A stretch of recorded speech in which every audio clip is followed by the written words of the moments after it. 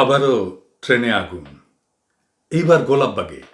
আমি আগুনের বিস্তারিতে যাব না, আমরা আলাপ করব কে আগুন লাগাইতে পারে, কেন আগুন লাগাইতে পারে, আগুন লাগাইলে কার কি লাভ। এই প্রেক্ষিতে আমরা আলাপটা শুরু করি। তার আগে এই আগুনে যারা মারা গেছেন তাদের রুহের মাগফিরাত কামনা করি, শোক সন্তপ্ত পরিবারের প্রতি গভীর সমবেদনা জানাই।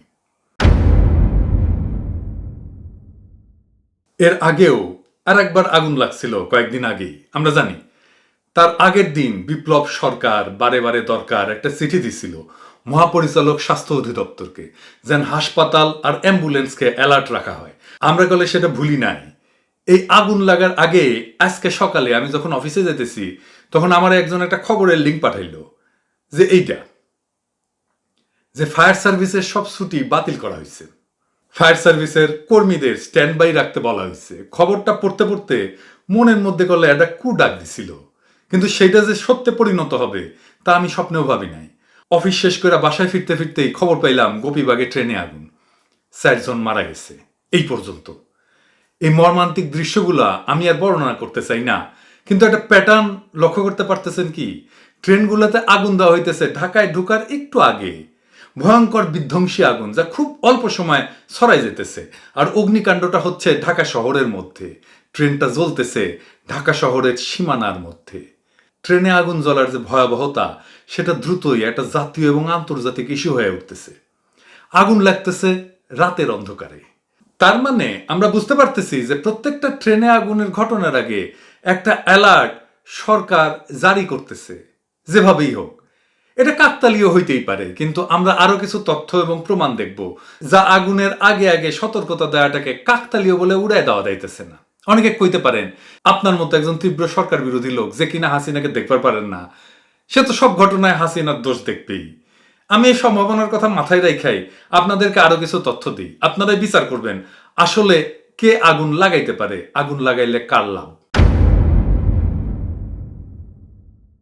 যারা প্রত্যক্ষদর্শী ছিলেন তাদের বক্তব্য নিয়ে প্রথম আলো একটা রিপোর্ট ছাপিছে, এই যে এইটা। আমরা সেটাই আসতেছি, কিন্তু তার আগে সময় টিভির একটা রিপোর্ট দেখি। এটা রেকর্ড করা হয়েছে আগুন লাগার 30 থেকে 40 মিনিট পরে।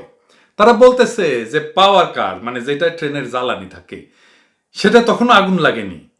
তার মানে আমরা প্রথম আলো রিপোর্টে দেখবো যে 4টা বগি ক্ষতিগ্রস্ত হয়েছে, তার মধ্যে পাওয়ার কার আছে, কিন্তু সেটা থেকে আগুনের সূত্রপাত হয় নাই। সেটা সময় টিভির নিউজে বলতেছে, শোনেন। আমরা দেখছি যে ফায়ার ফাইটাররা আসলে 6 বগির পরের যে বগি পাওয়ার কার, সেই পাওয়ার কারে ঢুকছেন। এবং পাওয়ার কার আপনি জানেন যে একটি ট্রেনের আসলে মূল চালিকা যে শক্তি সেটি পাওয়ার কার। সেই পাওয়ার কারে আসলে আগুন লেগেছে। পুলিশের পক্ষ থেকে বলা হচ্ছে যে এটি যদি কোনোভাবে পাওয়ার কারের যে জ্বালানি রয়েছে সেখানে লাগে তাহলে আসলে এটি ভয়াবহ আকার ধারণ করতে পারে। সে কারণে আশেপাশে যারা রয়েছে তাদেরকে সবাইকে সরিয়ে যেতে অনুরোধ করা হচ্ছে। কিন্তু পাওয়ার কার মানে যেখানে ট্রেনের জ্বালানি থাকে, তা আগুনের সূত্রপাত বগি থেকে। গত বছর পারাবত এক্সপ্রেসে আগুন লাগছিল, মনে আছে না? ওইটা পাওয়ার কার থেকে আগুন লাগছিল, তাও কেউ কিন্তু হতাহত হয় নাই। আগুন লাগছে মৌলভীবাজারে, সে অনেক দূরে ঢাকা থেকে। পাওয়ার কারে আগুন এত বিভৎস হয় নাই। তাহলে এই আগুনে কি আছে যা সাধারণ বগিতে আগুন লেগাও এত বিভৎস হইয়া উঠতে পারে? সাধারণ বগিতে তো জ্বালানি থাকে না, দাহ্য বস্তুও থাকে না, তাই না? আগুন কত সময়ের মধ্যে লাগছে জানেন? এই আগুনে গোপীবাগে অবিশ্বাস্যভাবে সেই সময়টা জানাইছে প্রথম আলো, 30 সেকেন্ডের কম সময়ে। ভালো করিয়া দেখান এডিটর সাহেব, 30 সেকেন্ডের কম সময়ে আগুন বিস্তার লাভ করতে পারে যদি আগুন লাগানোর সাথে এক্সেলারেটর দেওয়া থাকে। মানে গাড়ির যেমন এক্সেলারেটর থাকে না, যেখানে চাপ দিলে গাড়ির গতি বাড়ে, আগুনও এক্সেলারেটর থাকে। মানে এক্সেলারেটর মানে যা আগুন দ্রুত ছড়াইতে সাহায্য করে। কেরোসিন, পেট্রোল এগুলো এক্সেলারেটর। আবার কাঠের গুঁড়া, তুষ এগুলো এক্সেলারেটর। তার মানে এই আগুন লাগানো হয়েছে এক্সেলারেটর দিয়া, এত দ্রুত আগুন ছড়াইছে সেই জন্য। আমরা এই জায়গায় পরে আসবো।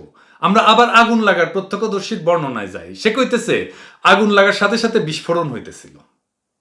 পত্রিকার নিউজে দেখেন, ট্রেনের বগি এমন কিছু দিয়ে তৈরি হয় না যেটা বিস্ফোরিত হবে এবং দ্রুত আগুন ছড়াবে। তাইলে এমন একটা অ্যাক্সেলারেটর ব্যবহার করা হয়েছে যা বিস্ফোরিত হইতে পারে। এমন কেমিক্যাল হইতেছে বিউটেন, যা আমরা এই লাইটারে ব্যবহার করি, এই যে সিগারেট কারণ জ্বালানোর লাইটার। তারপরে প্রোপেন আমরা রান্নাবান্নায় ব্যবহার করি, বাংলাদেশে হয় না রান্নাবান্না এটা ব্যবহার। মিথেন এটা রান্না বান্নায় ব্যবহার করা হয় বাংলাদেশে, আর অ্যাসিটন যা ওই যে নেল পালিশ রিমুভার হিসেবে ব্যবহার করা হয়, এইগুলা এক্সেলারেটর, এর সাথে সাথে এগুলো বিস্ফোরিত হয় আগুন লাগলে। এর মধ্যে প্রোপেন, বিউটেন, মিথেন এগুলোতে একটা গন্ধযুক্ত করে দেওয়া হয় পরে, যেন লিক করলে আমরা বুঝতে পারি এর গন্ধটা হইতেছে পচা ডিমের মতো গন্ধ। আমরা অনেকে জানি গ্যাস লিক করলে কেমন গন্ধ বের হয়, তাই না? তাই এইগুলা ব্যবহার করা হয় নাই, হয়েছে সম্ভবত অ্যাসিটন। এটার গন্ধ কেমন আপনারা জানেন, হালকা একটা মিষ্টি গন্ধ আছে। তাই এটা ব্যাপকভাবে ছড়াই দিলেও কারো সন্দেহ হবে না আগুন লাগানোর আগে। এই অ্যাসিটনের বিক্রি, আমদানি কঠোরভাবে নিয়ন্ত্রিত। দুইটা অধিদপ্তর থেকে এটার পারমিশন নিতে হয় মাল ছাড়ানোর আগে, আমদানির পরে। মাদক নিয়ন্ত্রণ অধিদপ্তর আর বিস্ফোরক অধিদপ্তর। দেখেন দুইটা কোম্পানির অ্যাসিটনের চালান রিলিজ করেছে। কিন্তু অবাক ব্যাপার কি জানেন, বছরখানেক আগে এক গোডাউন অ্যাসিটন যার পরিমাণ 25 টন হাওয়া হইয়া যায়। সরকার হদিশ বের করতে পারে নাই এই গায়েব হওয়া অ্যাসিটনই আগুন লাগানোর কাজে সম্ভবত ব্যবহার করা হইতেছে। অ্যাসিটন আপনি যে কোনো জায়গায় রাখতে পারবেন না, আগুন ধরে যাবে। এটা একটা নির্দিষ্ট তাপমাত্রায় রাখতে হয়। তাইলে প্রত্যেক ফোঁটা অ্যাসিটনের হিসাব কার কাছে থাকে? কার কাছে থাকে? হাসিনার কাছে থাকে। সেখান থেকে ধরেন লিটারকে লিটার অ্যাসিটন নাই হয়ে যাবে, কেউ জানবে না। এটা কে জানবে? আগে হাসিনা জানবে। হাসিনা সেটা জানবে বাংলাদেশের কোথায় এক ফোঁটা অ্যাসিটন ব্যবহার করা হইতেছে, এটা সবার আগে হাসিনা জানবে। এই ট্রেন পুরাইতে আমার হিসাবে, আমি বিশেষজ্ঞ না, কিন্তু আমার যতটুকু ফরেন্সিকের জ্ঞান আছে সেটা এই ট্রেন পুরাইতে 10-20 লিটারের মতো অ্যাসিটন লাগিছে। তো এটা উঠাইবে কে ট্রেনে? সাধারণ মানুষ পারবে না? পারবে না, বিশেষ কন্টেনার লাগবে। 2 নাম্বার হইতেছে টাইমিং। আগুন লাগানো এবং আগুন ধরে জ্বলতে জ্বলতে ঢাকায় ট্রেনের প্রবেশ কতক্ষণের মধ্যে হইতেছে? 5 থেকে 10 মিনিটের মধ্যে। সুপার প্রফেশনাল ট্রেইনড একদল মানুষের কাজ এটা। এটা নাশকতা অবশ্যই, কিন্তু এটা সুপার প্রফেশনাল ট্রেইনড একদল মানুষের কাজ। রাজনৈতিক দলের কর্মীদের এমন হাই লেভেলের প্রেসিশনে নিখুঁতভাবে নাশকতা করার ট্রেনিং থাকে না। আমি রাজনীতি করে আসছি, দল করে আসছি, কমিউনিস্ট পার্টি করে আসছি। তো আমার এই মাঠের বাস্তবতার এই সমস্ত ট্রেনিং আছে। তারা হয়তো গাড়িতে আগুন দিতে পারবে, ককটেল মারতে পারবে, এমনকি ট্রেনের লাইন উপড়ায় ফেলতে পারবে, কিন্তু এইভাবে ঘড়ির কাটায় কাটায় আগুন দেয়া আর সেই আগুন থেকে পালায় আসা, এটা অসম্ভব একজন রাজনৈতিক কর্মীর পক্ষে। এটা সম্ভব একমাত্র হাইলি প্রফেশনাল সুপার ট্রেন গোয়েন্দা সংস্থার লোকের পক্ষে। দেখেন এই আগুনেও মারা গেল একটা পরিবারের সবাই, তার মানে যারা আগুন লাগাইছে তারা নিরাপদে পলাইছে। এইবার আসেন আরেকটা জিনিস দেখি। যেখানে দাঁড়ায় ট্রেনটা পুরলো সেখানে ফায়ার সার্ভিস আসলো কখন? শোনেন আগে কথা শোন। ভাই অনেক মানুষ ছিল ভাই, ফায়ার সার্ভিস 1 ঘন্টা পড়াইছে, ফায়ার সার্ভিস 1 ঘন্টা পড়াইছে ভাই, ভাই ফায়ার সার্ভিস আসে নাই ভাই, ভাই অনেক মানুষ মারা গেছে ভাই, ফায়ার সার্ভিস 1 ঘন্টা পড়াইছে ভাই। 1 ঘন্টার বেশি সময় লাগাইছে। ওরা নাকি স্ট্যান্ড বাই থাকবি। শুক্রবার হাসিনার হাত মারা ইলেকশনের ছুটি, রাস্তাঘাট ফাঁকা, 1 ঘন্টা লাগে ওই জায়গায় আসতে। কমলাপুর রেল স্টেশন থেকে কত দূরে জায়গাটা? শোনেন, এখানে শোনেন।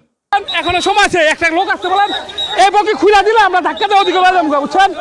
একটা লোক খালি বগিটা ডিসকানেক্ট করে দিলে আমরা ধাক্কা লয়ে যাবো। কমলাপুর একটা লোক আসতে বলেন, কমলাপুর একটা লোক আসতে বলেন।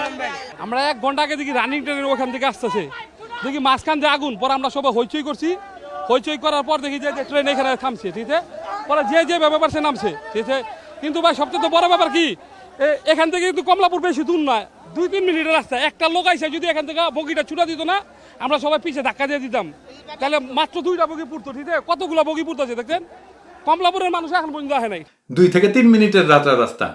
ওইখানে থাকা লোকেদের কথা তারা বলতেছে, এখানে যত লোক আছে খালি রেলের লোক আইসা যদি বগিটা ছুটায় দেয় তাহলে আমরা ট্রেনে আগুন না লাগা বগিগুলো সরাই নিতে পারতাম। আশা করি বুঝতে পারতেছেন কারা এই কাজ ঘটাইছে বা ঘটাইতে পারে। এবার আসেন দেখি কে ঘটাইতে পারে। আমি কাউরে সরাসরি দায়ী করব না, কিন্তু আপনাদের 2টা ইতিহাস শোনাবো। মোদির উত্থান হয়েছিল কিভাবে জানেন? মনে আছে না? ওই যে গোধরায় ট্রেনে আগুন লাগায় তীর্থযাত্রী পুরায় মারা দিয়া। এটাই হয়ে ওঠে সারা ইন্ডিয়া জুইরা মুসলমানদের উপরে চালানো গণহত্যার বৈধতা উৎপাদনের সূত্র। গল্প গোধরায় আগুন লাগাইছিল মোদি। কইতে পারেন প্রমাণ কি? প্রমাণ একটাই, ওই ঘটনায় সবচেয়ে লাভবান কে? মোদি। মোদি উত্থিত হয়েছে নেতা হিসেবে, বিজেপি উত্থিত হয়েছে জাতীয়ভাবে। আপনারা খেয়াল করলে দেখবেন বাবরি মসজিদ ভাঙছে তারা, বিজেপি। সেখানে মুসলমানরা ভিকটিম, কিন্তু হিন্দুত্ববাদীরা গোধরার ট্রেনে আগুন লাগানোর ঘটনায় নিজেরা ভিকটিম সাজিছে। জালেমের জুলুমের বৈধতা নিতে হয় নিজেরে ভিকটিম সাজায়, জালেম নিজেরে ভিকটিম সাজায়। এই একই কাজ করেছিল হিটলার। তার ক্ষমতায় উত্থান এবং জার্মানির উপরে তার নিরঙ্কুশ যে কর্তৃত্ব, এটা তৈরি হয়েছিল একটা আগুন লাগানোর ঘটনাকে পুঁজি কইরা। 1933 সালের 27 ফেব্রুয়ারিতে রাইখস্ট্যাগ, মানে যেখানে জার্মানির পার্লামেন্ট, এইটায় আগুন লাগেছিল হিটলারই, কিন্তু এর দায় চাপাইছিল কমিউনিস্টদের উপরে। লাভবান হয় হিটলারই, সে তার কর্তৃত্বকে নিরঙ্কুশ করে। ট্রেনে আগুন লাগানোর ঘটনা দিয়া হাসিনা তার বিরোধীদের নির্মূল করার বৈধতা উৎপাদন করবে।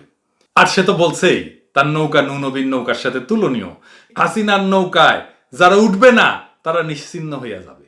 নূনবীর গল্প তো সেটাই। নূনবীর নৌকায় যারা ওঠে নাই তারা তো নিশ্চিহ্ন হয়েছিল।